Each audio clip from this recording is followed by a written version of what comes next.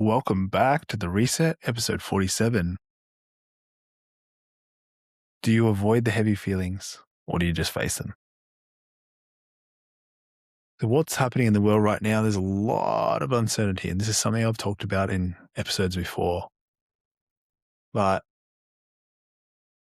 even with my own personal life, I guess, I mentioned that I wasn't able to fulfill the 40-day coffee detox that I wanted to do. And hence the 40 days of yoga that I wanted to do as well didn't go ahead. And I guess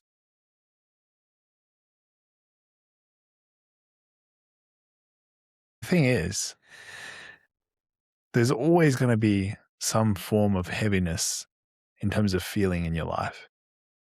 And if there's not right now, don't worry, it'll come.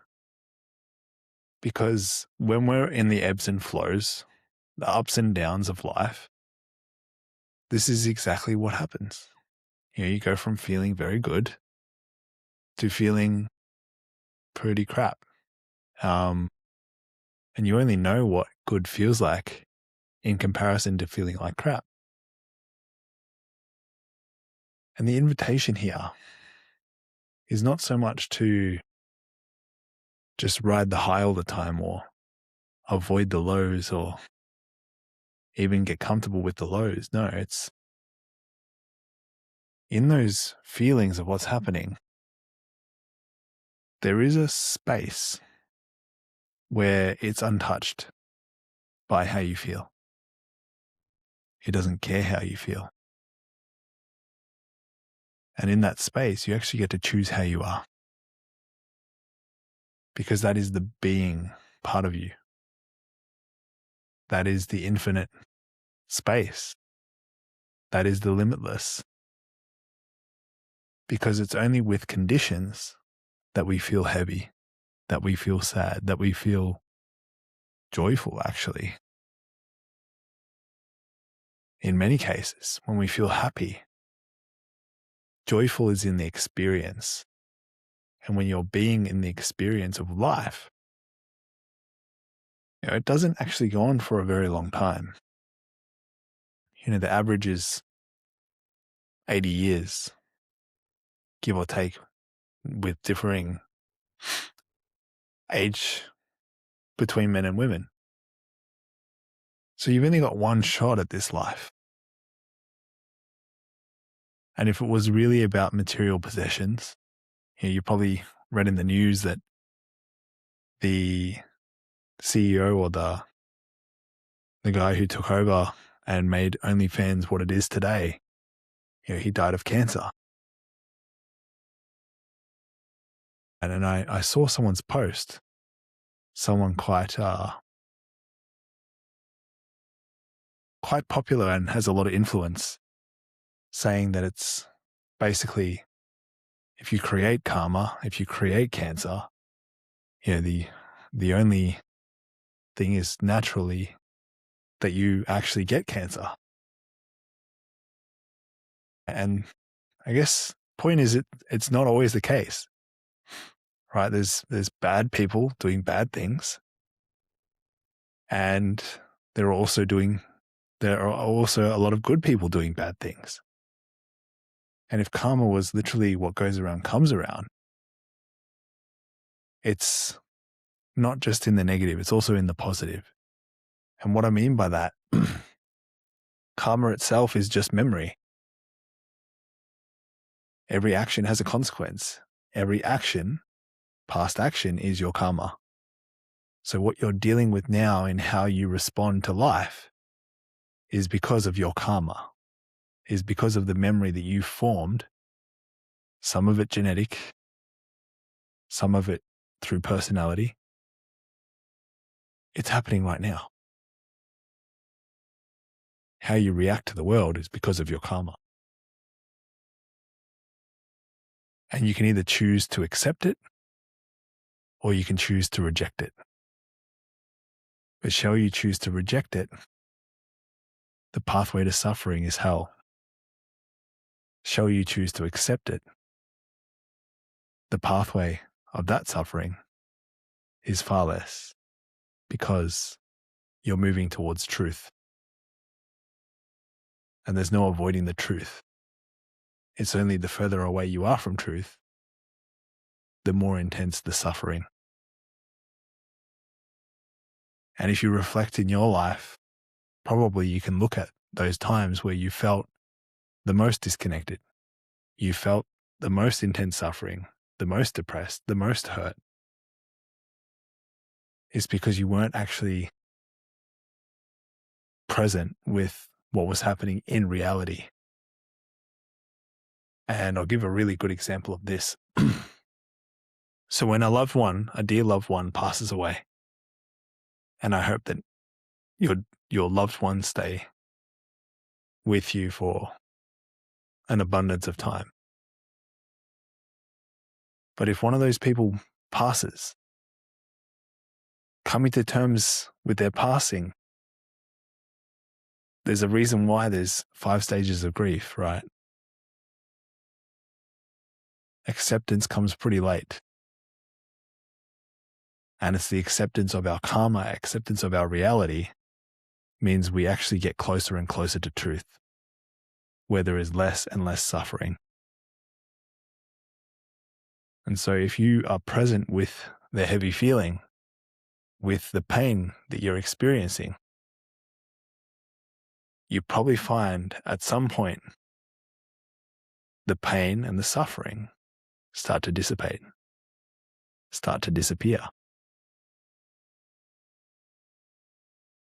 Who knows how long that will last? I can't tell you. It's only through your experience, because once again, it's your memory. It's what makes you right now.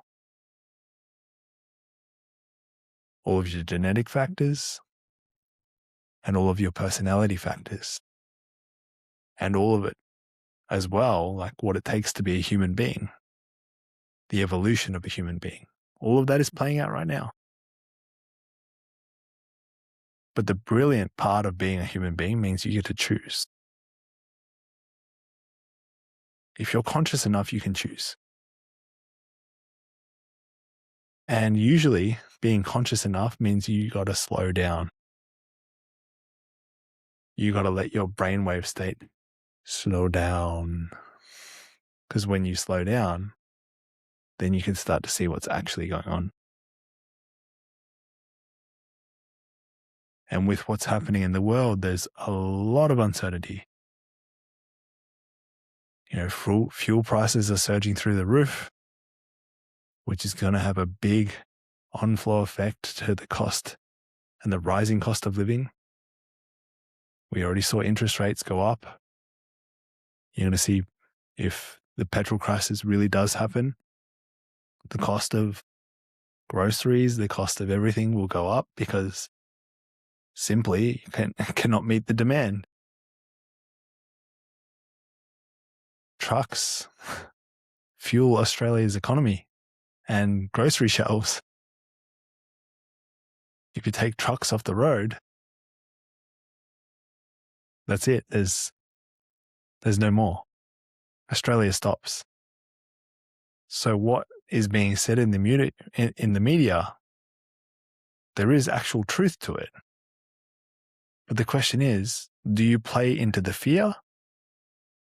Do you let yourself feel fearful? Or do you become a little bit more proactive? Because there's a few different responses when it comes to fear. There's flight, fight, freeze. Those are just 3 of the F's when it comes to a big dump of adrenaline or cortisol.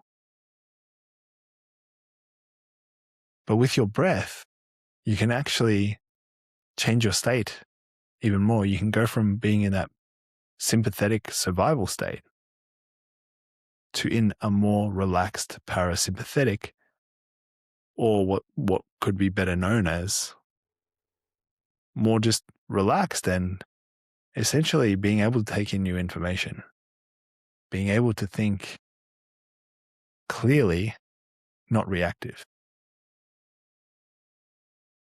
Confidence and clarity are not the same thing. If you're clear about something, it's usually because the antenna is clear. You can see with clear focus based on all the information that's gathering, and you can make an informed decision about what's happening. So now's not the time to panic, but now is the time to make some decisions about how you spend your money, what is necessary and what is unnecessary. So what's luxury and what's necessary, because we've lived in very good times for a very long time, very comfortable times. And it just goes to show how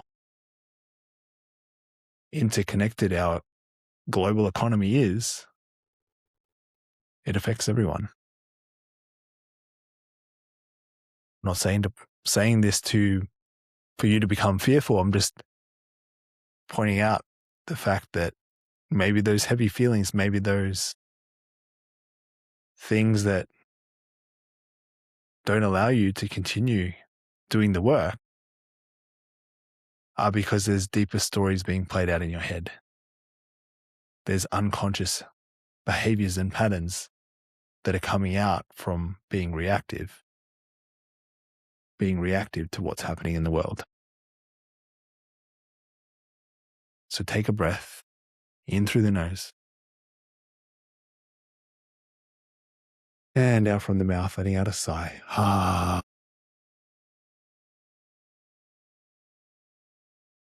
Sometimes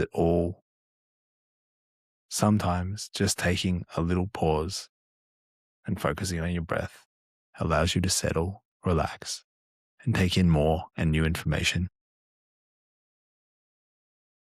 So if you found this episode helpful today,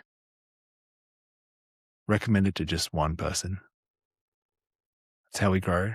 And thanks for tuning in. I look forward to seeing you in tomorrow's episode.